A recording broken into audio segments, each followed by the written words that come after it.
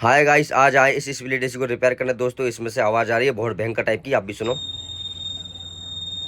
तो सुना दोस्तों आपने, इसमें से लेफ्ट साइड से आवाज आ रही है जहाँ बुश लगी होती है। देखो पास से दिखाते हैं, सुनाते हैं आवाज को, सुनो। अब इसको खोल के भी दिखाते हैं दोस्तों कहाँ से आ रही है। ये सुनिए दोस्तों आवाज।